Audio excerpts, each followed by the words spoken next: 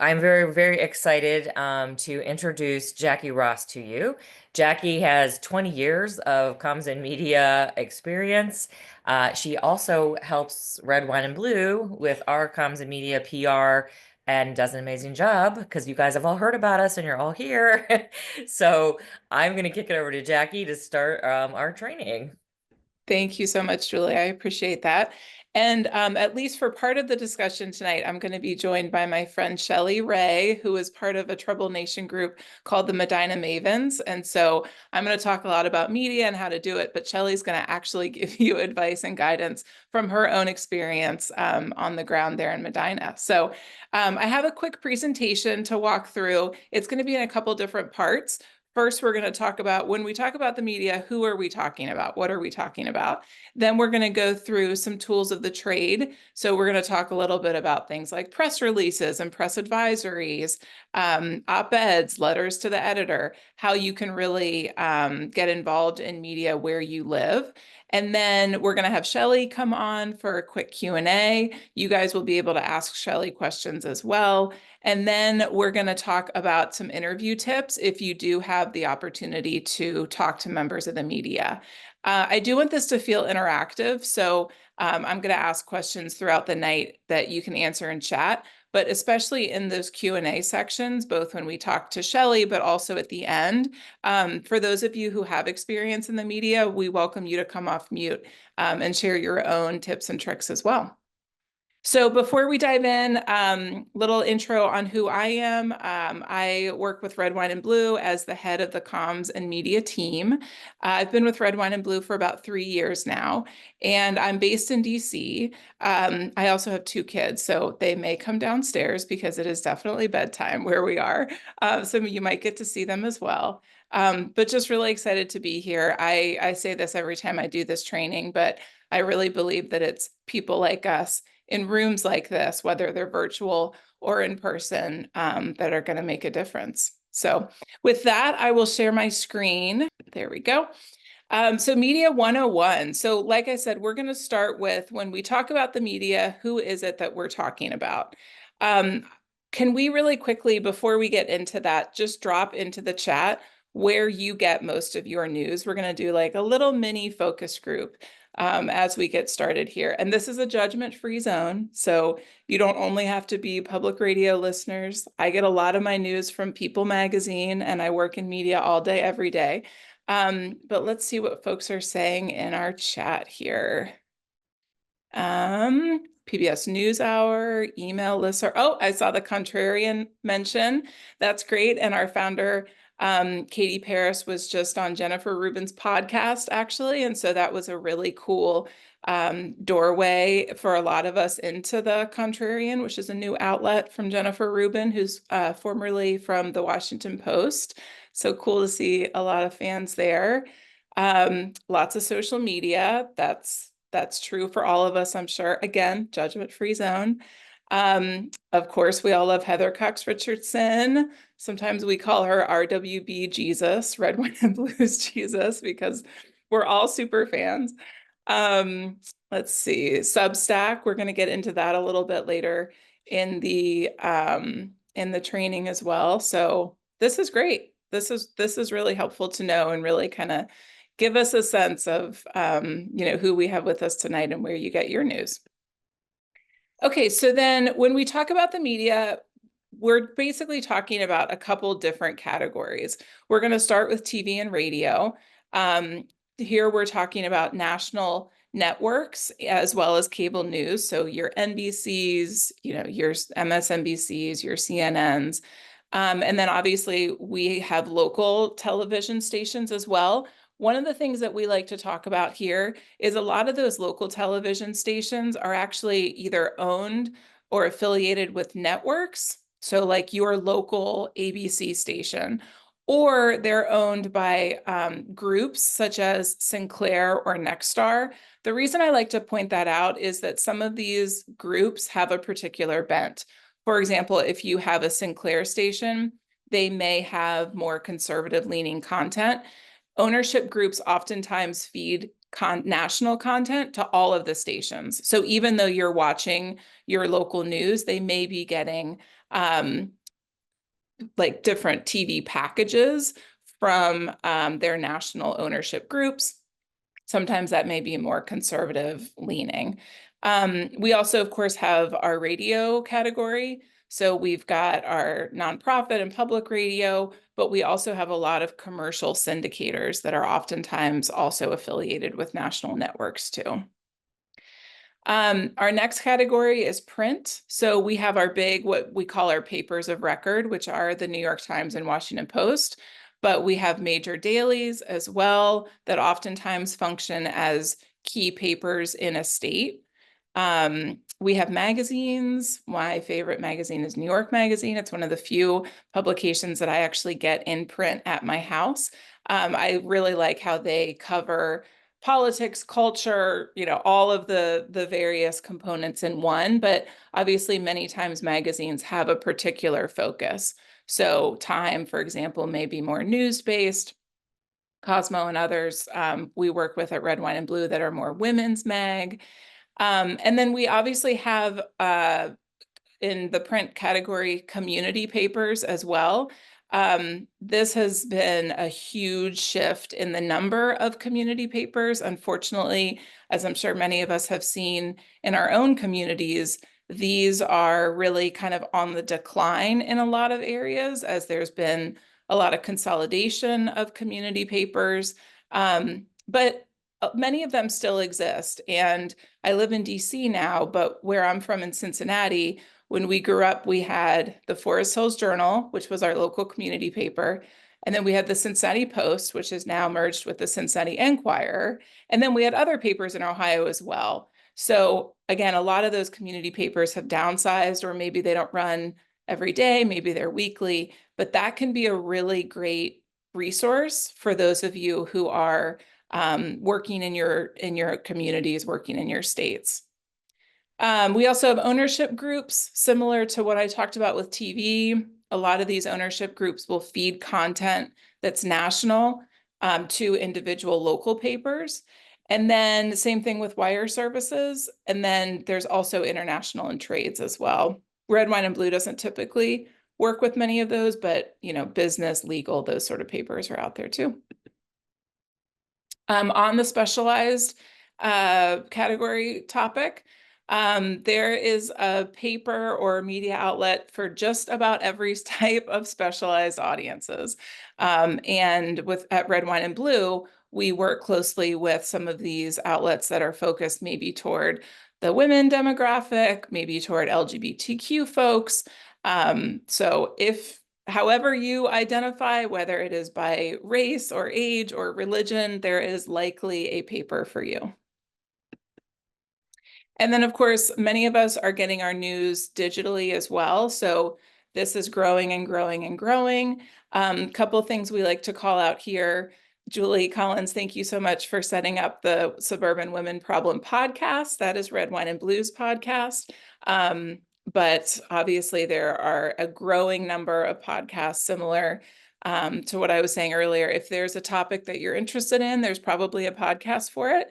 And then one of the interesting trends that we're seeing in media is really an uptick in Substack, which is for those of you who don't know, it's a subscription-based, kind of like a personal newsletter or blog, if you read it either in your email or online. So many of our friends like Heather Cox Richardson have really large Substacks followings, and it's a way for people, including journalists, to build their own following and also have their own revenue. So many of us who subscribe to paid Substacks, that money goes directly to the reporter.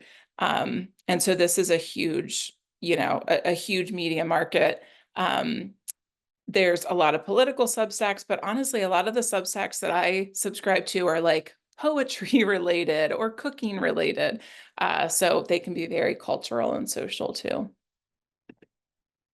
And then we always have a slide on right-wing and anti-choice media. A lot of these are folks that, we're familiar with, such as Breitbart or Fox News, but some of them can be, a little sneaky where you may not know that they do have a more conservative or anti-choice lens. For example, American values. That sounds great. We all love American values, but it turns out it's a pretty rabidly anti-choice media source. So we like to have this slide as a reminder. I think those of us who work in media and consume a lot of media, we also consume a lot of right-wing media. So not that anybody has to stay away completely from these outlets. My dad always says every morning he watches Fox News, he watches MSNBC, and he watches CBS just to see how they're covering the same story in different ways. But we like to put this here and so that folks are at least aware. And I'm sure there's a lot of outlets that we've forgotten too. Okay, cool. So before we bring Shelley on, I wanted to touch on a couple tools of the trade. These are things that those of us who work in media work with pretty much every day, but they are also tools that are at your disposal if you are working with a local Trouble Nation group or even just, a group of parents or, like-minded friends in your community. So these are just different ways that you can reach out to members of the media. This is in addition to any sort of like one-on-one emails or phone calls or meetings that you would have with potential reporters too. So the first thing we're going to talk about is a press release. This is typically something that you are sharing with a reporter to break news of some kind. So this could be after you have an event in your community that you want to tell media about. This could be if you want to give a reaction to something. So for example, Red, White, and Blue was sending out press releases after the election with different statements from organizational spokespeople, like our founder, Katie Paris. Or it can be if you have like some new information in your community, like a report that's coming out or polling data. But the key with a press release is that you would want to give the reporter everything they need to write a story. So the goal is to basically hand them something. They could reach out to you if they have questions or want to learn more about this, but it gives them everything, including a quote, so that they could run the story as is. The next tool I'm going to talk about is an advisory. Really, the main difference, if we're talking about local events, which I know is where a lot of our Trouble Nation groups and other groups, they're trying to get reporters to come to events. The main difference between a press release and an advisory is when you're trying to get reporters to an event, whereas a release is what you send afterward.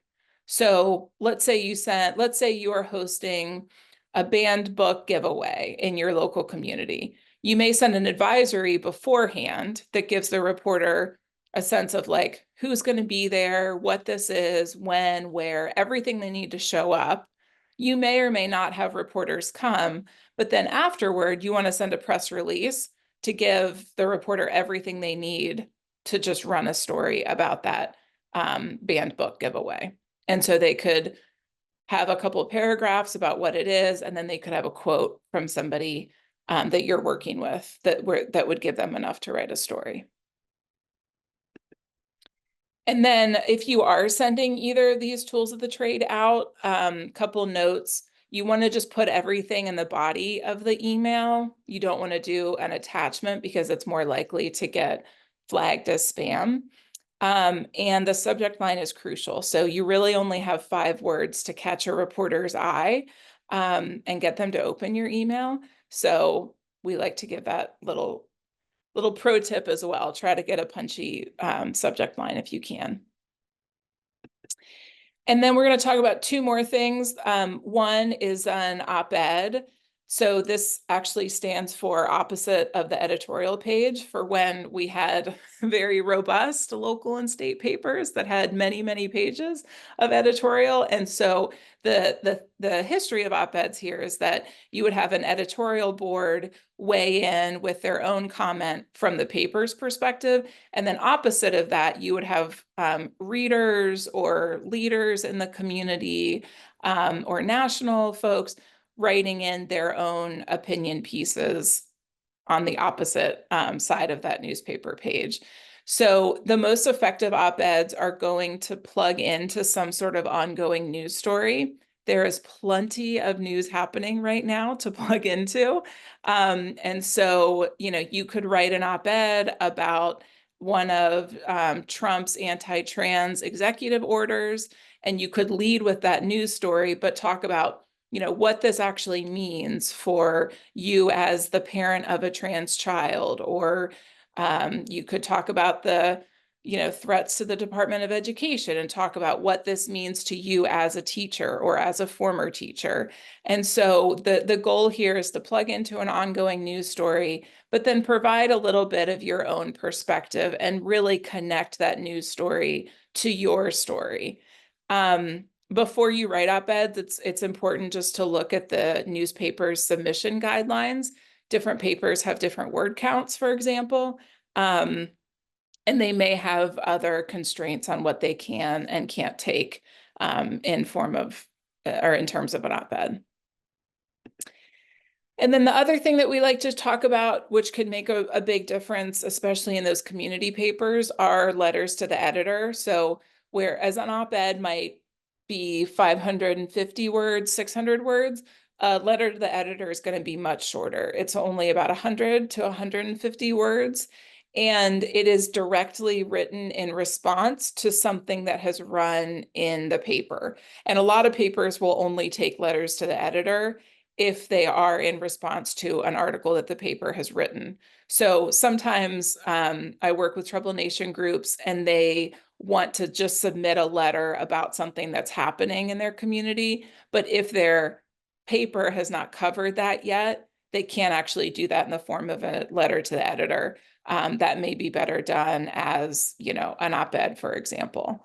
So because you're typically responding to an article that's already run, then you really need to send these pretty quickly. In fact, the papers really like if it's the same day. So if you read an article and you want to provide your perspective on it, or if you want to correct any inaccuracies, or you feel like you have any sort of criticism, then sending letters to the editor same day can be really helpful. Okay, cool. So we are going to bring Shelly on screen in a minute, but I also just wanted to see if folks have any, experience using any of these tools of the trade, whether it's a press release or advisory or op-ed or LTE, and we can talk about what your experience has been like. Oh, Denise, I see the sending a press release, but now you'll use an advisory. That's one of the that's one of the things we see most often is folks who are sending something out ahead of time that is really something that would go out after an event.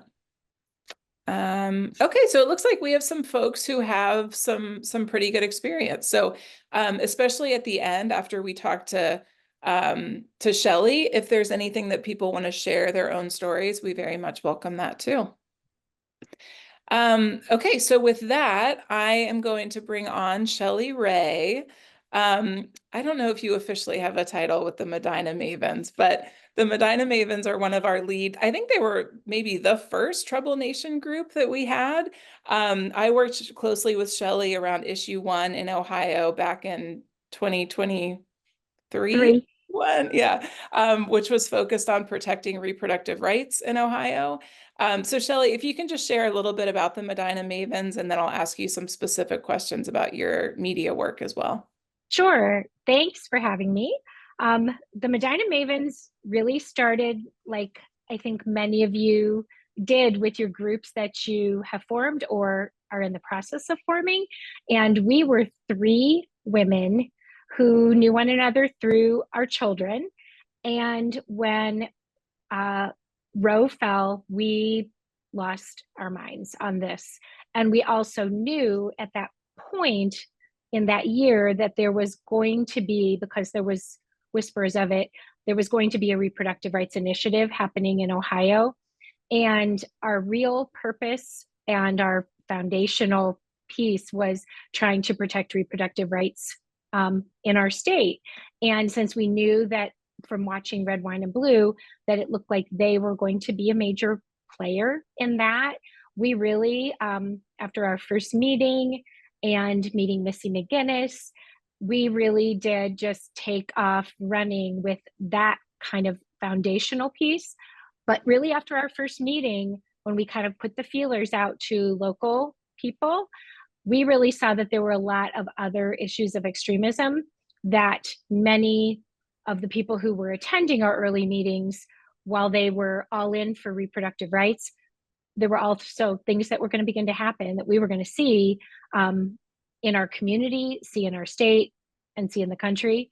And we were 3 people that very quickly became 4 leaders. And we now, Karen just updated us in the last day or so, I think nearly 600 people get our emails. And we are a hair under 400 in a private Facebook page. And we really do conduct a lot of our good troublemaking on the Facebook page, as much as maybe we don't want to be doing that at this moment. It has been a very effective tool for us in terms of in real time keeping track of our members, and they've become really dear friends. But we've had all these opportunities really because we started just like many people started on this call. I love that. Yeah. I see Tara has a question in the chat about how did you reach out to gather people? Can you tell your coffee shop stories about collecting signatures for issue 1? Yes, and I don't know if every group who really mobilized around the signature collection did it the same way we did, but we have a really great coffee shop in town. It's on the corner of our town square, and so we just decided we were going to set up camp there. And so for 15 weekends, that is where we always were. And so that, weirdly enough, is how we started growing the group. So not only our relational organizing that we did with friends, letting them know that we were collecting signatures and would they like to help, those personal contacts, we were just random people on the street. And we just stood there in all weather with those petitions. And we really started giving out our contact information. We were seeing people that we knew or that we knew years ago, and they all just surfaced. They all just surfaced. And we ran out of ways to try and keep track of them, really, in that being out in the middle of the street, kind of on the corner, doing that we knew that there was this hunger for a more organized and regular meeting schedule, which we did step into as soon as issue 1 passed. And that was good timing as we were moving into 2024 with the presidential election. We really found that our members were getting excited. Our group was growing faster than we could have believed. We really had thought we were going to be sort of a one-off kind of a group, and it has not become that at all. But the coffee shop, everybody has like a meeting spot like that in their community, where when you're always there or you're a regular, people start to just see what you're doing there. So that visibility was a big key for us as well. I love it. When I first heard about the Medina Mavens, because we were looking for stories to amplify of the signature collection efforts, and somebody was like, okay, and then there's these Medina ladies and they dress up in like dinosaur costumes and stand on the corner of the, I was like, wait, what? I was like, okay, this is press worthy. We did start with like a dinosaur inflatable. And we were out there with a clever sign that said, don't let your rights become extinct. And then after that was successful and some people mirrored that, some guy went to the Guardians game in a dinosaur costume with a similar, angle of getting signatures. And then Laura and I were like, we're onto something. We need a new suit. And so I ordered a shark suit and we used that. And they were those blow up things. But it was definitely a different approach to making your presence known, it became this kind of more memorable thing, or people would then tag us to that, where they'd be like, "Oh, are you those people that are on the corner in the blow up costumes?" And we could say, "Yeah, have you signed the petition yet?" You know, That's the key. yeah. So Shelley, can you first talk about when you first worked with media through the Medina Mavens, Right. how that came about, but also any concerns that you had or fears? I mean, this was like brand new for you. So can It you tell us a little bit about that? Sure, it was, and we were for a period of time thinking we were doing a pretty good job of flying under the radar. And then one of our early weeks in the spring collecting, we had a reporter from NPR come to the square. And the reason she knew to come to the square was because we'd been regulars there getting the signatures. And so she spent several hours with us, and she took photographs, she had a photographer with her, she did a lot of recorded interviews, but it really was all just like immersed where we were. It felt very normal because we had kind of gotten our feet under us on how to do those signatures, and she really just wanted us to kind of do what we were doing and not really overthink it. What she was able to do then was also talk to people who were signing, or people who were standing there trying to distract us because they didn't want people to sign. We did have a little bit of, the pushback, some protesters, not anything that was really of consequence. We really had, even in our location, which is pretty red, I still say that it's improved, so I call it red-ish. Um, we really saw that people were willing to speak with her. And very quickly after that experience with NPR, she was working on a package that was going to be a series. Shortly after that, then I was taking a gentleman's signature one day, and he said, "Oh, I work for the Cleveland Plain Dealer." And I was like, "Huh, how about that?" And he, just said, "Well, I also have some connections with the Akron Beacon Journal. Are you guys always here?" And I said, "Yeah, we're always here." And then it was an exchange of information with somebody who was just signing my petition, which then led to an interview that happened in the Beacon. And they came out and they did a really nice interview with us, took some photos. And then once those photos showed up on the newspaper, we were outed as kind of being an advocacy group locally.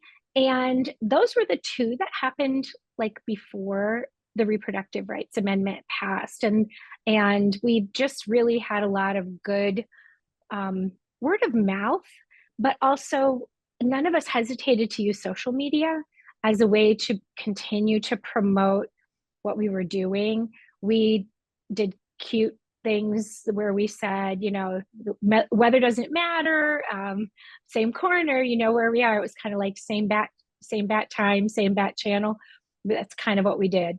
And it was great because people found us, but also some really well-connected people to get a wider message found us too, which was not what we expected. I don't think we had any expectations, but that's what happened.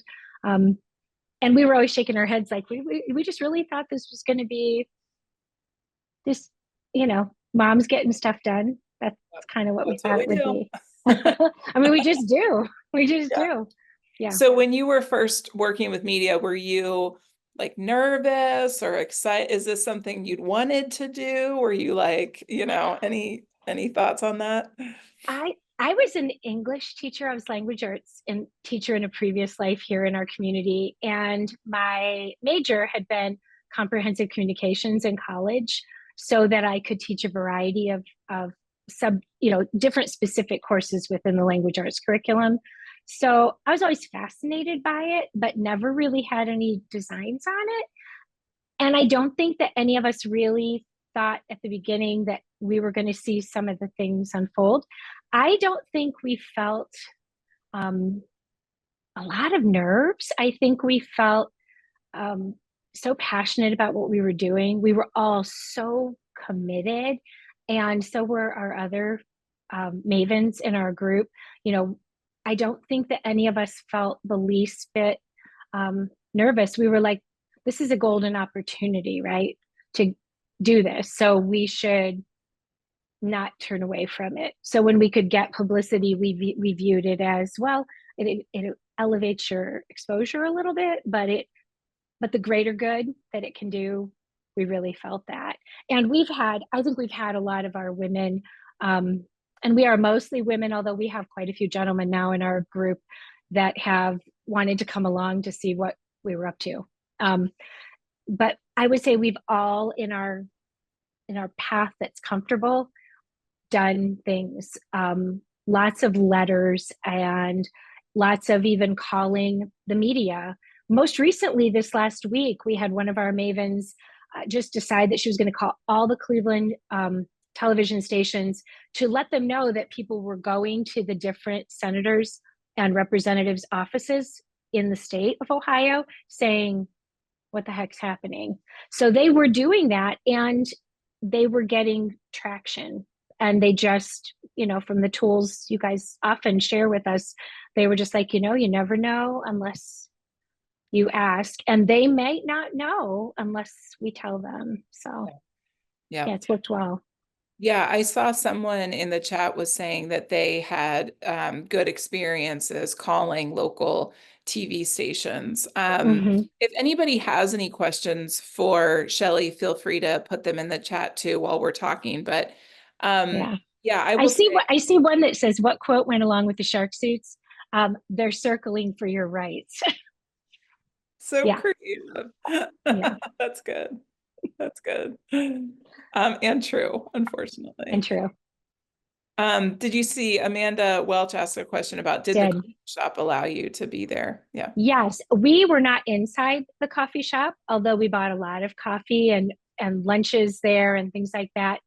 I did, just because I felt it was really important, knowing that it is public space. On the sidewalk is free space to, gather and protest if you wish. I knew it was common space, but I did, as a courtesy, reach out to our owner, and she's a friend, and I said, I just want you to know what I'd like to be doing. This is where we'd like to make our home base of operation. And her comment was, just not in front of the door, because she has to let her customers come in and out. And she said, that sidewalk's free. You can be there. And so, that it did work really, really well, because it was an identifiable landmark. And we knew, again, what we were doing was important. We were not really aggressive. We were just persistent with people as they were walking in and out. We hit very peak times from 9 to 3 on a Saturday, and we did some Sundays as well. But we could hit peak times and we'd see repeat customers, and they'd be like, I got you last week. And we'd be like, we know, we saw you.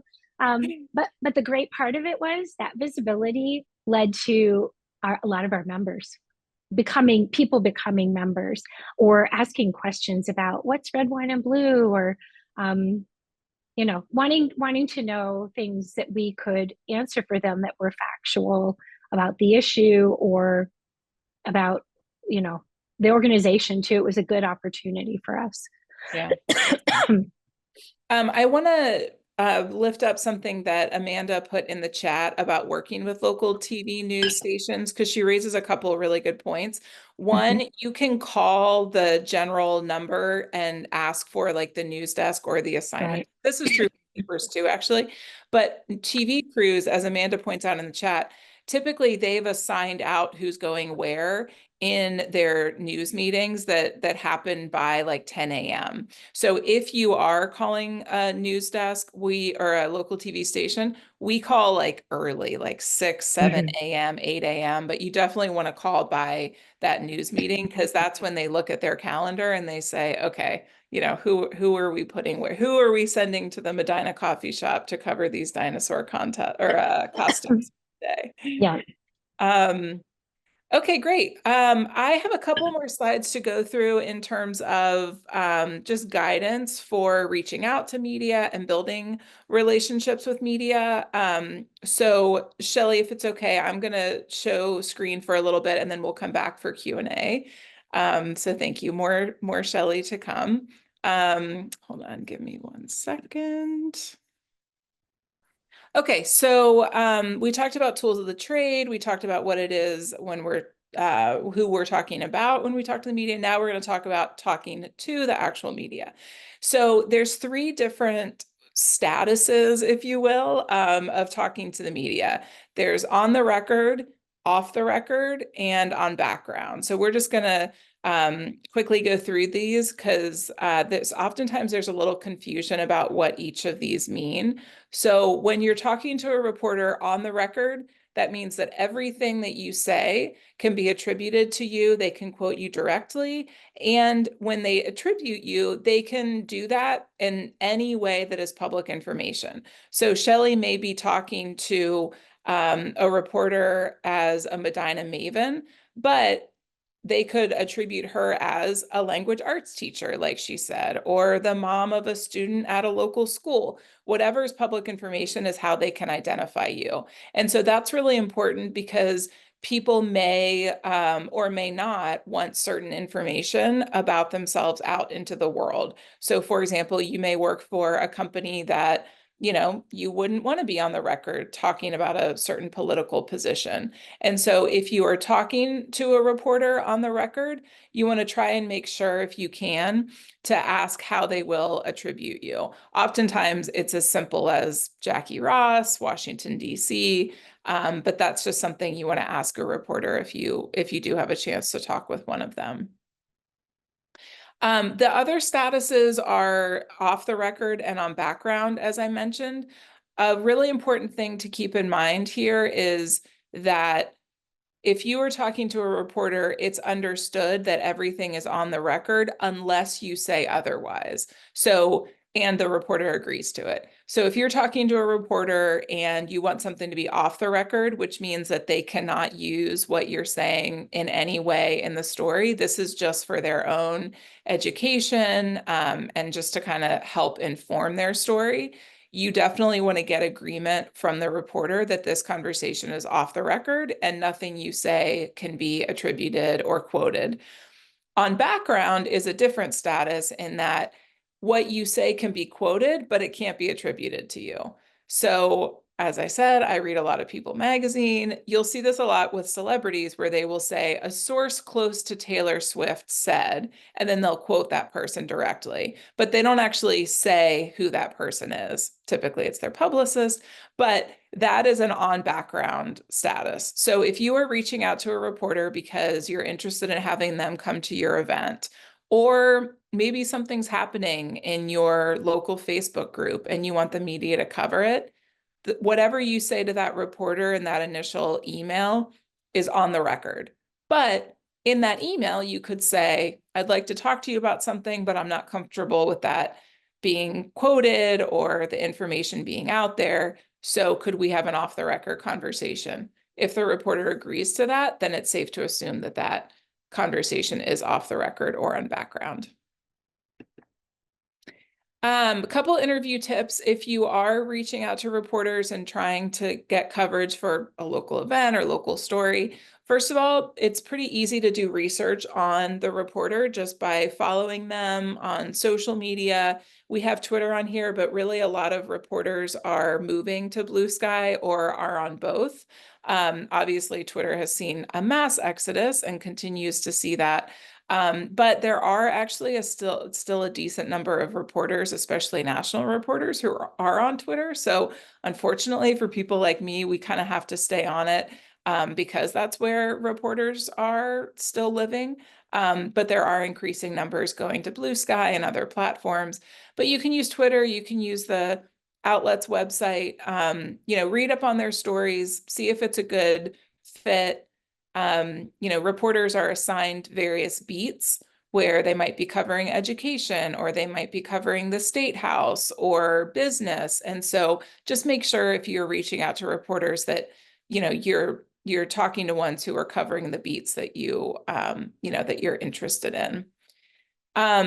We always say, be yourself and tell your own story. If a reporter is talking to you, it's because they see you as a subject matter expert in whatever it is you're talking about. And a lot of times, especially for the women that I get to work with at Red, Wine, and Blue, they're a subject matter expert on being a parent or collecting signatures for a ballot measure, or fighting a book ban in their community. You don't have to be some sort of like academic scholar or, you know, legal expert. You just be yourself and you are an expert in your own story. We also say, make sure and take your time and pause before you talk.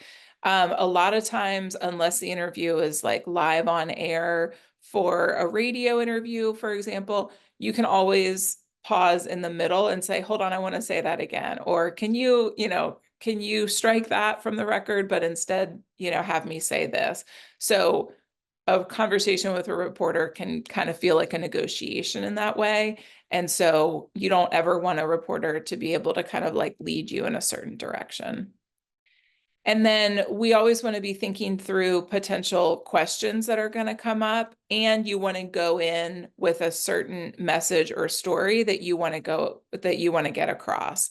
So one of the pieces of advice that we give, like Katie, the founder of Red, Wine, and Blue, who talks to media quite often, is we say, just take a Post-it note and write 3 bullets of things that you know you want to get across. And then that way, no matter what the reporter is asking you, you want to answer the question, but then you also want to pivot to whatever message you're trying to get across. And so if you are talking about the potential, you know, dismantle of the Department of Education, one of the points you may want to get across is the impact on families that this will have. And so even if a reporter is asking you some technical questions about, or asking Katie technical questions about like, well, how would this happen? Or, you know, whatever, answer those if you know the answers, but then say, but there's something I really want you to keep in mind. Or, you know, I don't know the ins and outs of the legal structure there, but here's what I do know. And so we've offered these on the slide. We have these 2, what we call pivot phrases, to just reground in those 3 points that you know you want to make going into an interview as well. Okay, and then we unfortunately have to put a slide always about if you are approached by media, including sometimes bad actors who are posing as media. So if you are approached by somebody who's saying that they are a reporter, they will have a press credential, even if this is like, you know, at an event, or even if somebody comes up to you, like Shelley was saying at the coffee shop, and they say like, oh, I've got some ins with the Akron Beacon Journal. They should have on them their press credentials. And so you can always ask to see that, and you can ask for a little more information before you talk with them.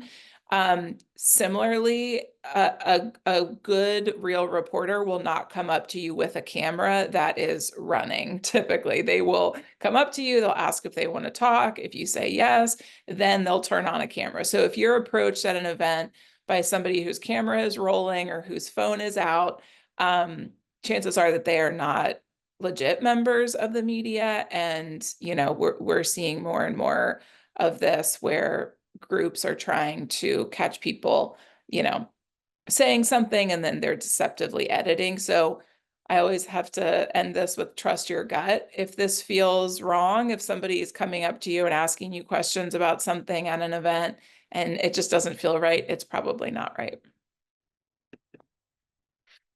Okay, cool. So let's bring Shelley back on if we can. And I'm gonna ask the question that was on the slide, which is so if there are other folks who are, who have experience with media and being interviewed, any other tips and tricks? We kind of gave a little overview there, but any tips or tricks that other people would suggest as well? Do you want me to take that while Yeah, we're sure. waiting for them to show up? What I will say is we had a couple of kind of wild opportunities as mavens in the fall of this past year. And when we did have a plain dealer reporter approach us again, that reporter had been referred to us from another very trusted group in our community. And so I had such great faith in her that she had directed this reporter to me that I felt comfortable speaking to him. But I will say that I started with that piece because it was on the voting. The tides may be turning for voting in the state of Ohio. I did start by saying to him before I agreed to be a part of a story that I did want to speak with him off the record to begin. And I had my first phone call with him off the record. And I said the things I was comfortable saying. And I said, you know, based on what I'm saying to you, you can opt out and I'm not offended at all. But I did start by doing that. And I don't know, that was my gut. Again, like you had on that slide, trusting your gut. I felt like I needed to do that first. And and then you do take a leap of faith when a reporter is going to write a piece, when you've done an interview over the phone or even face to face with a reporter, where you wonder how they're going to craft the story. And I can say with that piece, I was very comfortable with how I was represented. And again, like I said before, I think sometimes you do have to take that leap of faith to say, this is a greater good. What good can come from this? Might this shape someone's opinion and change a vote? Or, you know, when you were trying to really influence people to make good choices when they went into the ballot booth, right? So with that, I did ask that first of the plain dealer when and he was comfortable with that. He definitely respected me. I did make notes before the second phone call because there were things I knew that I wanted to be said. Yeah. And so I did sit there and make sure with the things I knew I wanted in the story, or hopefully wanted in the story. Yep. Yeah. That's amazing. That's amazing. Jackie, if you don't mind, I'm gonna bring Julie up because I think there were questions in the chat that she was collecting. So I think we want to. Yeah. I was just going to answer Jessica's too about the information to get while you're talking to them. Was that one of the ones? That's one of the ones that I collected because she had put it in before. So how do you kind of vet, you know, someone to make sure that, you know, you actually want to talk with them? Yeah. I think that there's a couple of things you always want to ask. You always want to ask, you know, their name and their outlet, so who they're working with. And oftentimes, going back to that slide where we showed some of the more, you know, conservative or right-wing media, it's helpful to know that. Again, that doesn't mean you don't want to, you may want to still participate in the interview, but you just kind of want to know where they're from. And then one of the questions that we always ask is like, what story are you looking to tell? Or like, how's your story shaping up? So you want to try to get some information about what they are planning to write. And as part of that, you also want to ask like, okay, so who else are you talking to, right? Like, are you going to be the Democratic perspective versus a Republican perspective that they're talking to? Again, you may want to participate in that piece. I'm not discouraging you from doing that, but you kind of want to know going in who else is going to be in the story. And then if there's going to be any particular, you know, focus or angle or bent, you know, as much as the reporter will tell you. Oh, and then sorry, you also want to ask their deadline. So is this something they're working on and then they're putting it together and they still need to talk to their editor and then it's going to be a couple weeks out? Or is this something that's breaking news that they're going to be running, you know, soon and they need to talk to you right away? Someone also asked how you can introduce their groups as they relate to red, wine, and blue. So I wasn't really clear on exactly what they were asking, but that's the question. Yeah, that's a great question. So if you are part of Trouble Nation, which is our what we call distributed organizing program. Trouble Nation is part of Red, Wine, and Blue. So I don't know, Julie Womack, if we have like an official way of saying that we are a group affiliated with Red, Wine, and Blue. That's typically what I say. Affiliated with is probably the best Mhm. language. Yeah. Mhm. But one of the reasons I work with Red, Wine, and Blue is I really like that groups are able to be their own group. You're still able to tap into Red, Wine, and Blue resources. So Red, Wine, and Blue doesn't have, affiliates in the way that some other groups that I'm part of have, where, you are that chapter of that group. You're really Mhm. able to have a lot of flexibility and autonomy as part of Trouble Nation.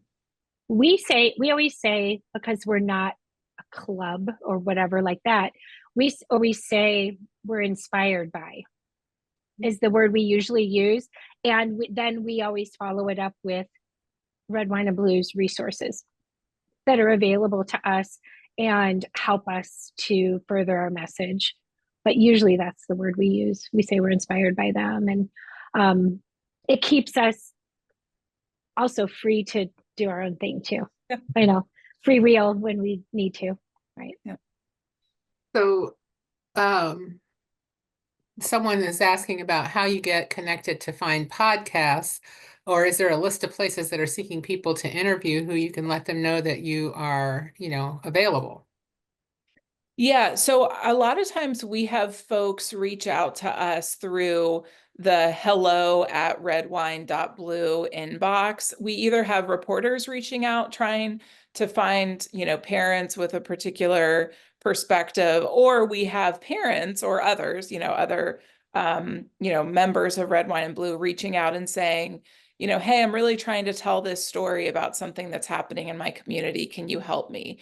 And so I would encourage folks to reach out to the email hello@redwine.blue, because oftentimes me or my colleague Maggie, we'll get those emails and then we'll reach out to learn a little bit more about your story and see if we have any, reporters who are interested in it too.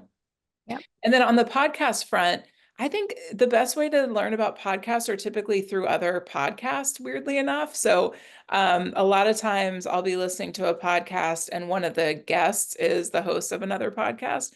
But also, Apple iPhones have a podcast app, Spotify has podcasts. And so sometimes I just go through and look for any that are, particular topic area. Like I was saying about Substack, not all of my podcasts are political. A lot of them are more cultural or true crime or, anything like that. And so what do you do if they get the data or the information wrong? Good question. And that happens. Yeah. So there's two things you can do. One, you can reach out to the reporter directly and see if they are open to filing a correction. This is where it's important, if you're talking to a reporter at an event, to make sure you get their contact info. So that lets you follow up with them if they got something wrong.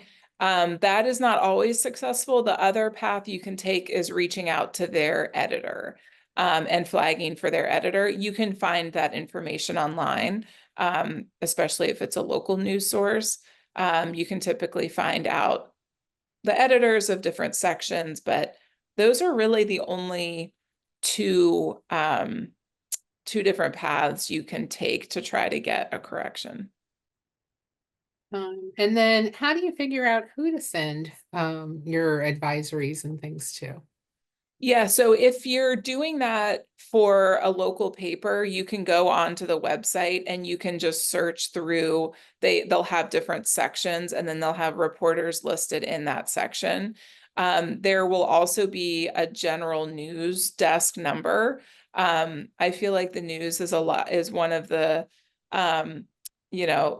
last institutions to give up the phone. Like they are reporters and media are still very reliant on phone calls. This isn't, they respond to emails, but a phone call is going to be a lot quicker. So you can call the news desk for your paper, or you can go online and look up specific beats, and 90% of papers have email addresses listed for their reporters too. That's all I had. That's it. Mm-hmm. A lot of Amazing. good conversation in the chat, and folks were answering and giving ideas, and so yeah. I love that. Well, yeah, and this is perfect timing. So I just want to mostly thank Shelley for coming on and being such a good sport about sharing your story, not just with us, Happy. but with all the reporters that you've talked to as well. Thank you. the- Thanks. Okay. Well, thank you to Jackie. Thank you to Shelley, as always. We love having you on. We love everything you're doing. And thank you, Julie, for going through that chat. Thank you guys for staying on, and we hope to see you soon at another event. Good night, everybody.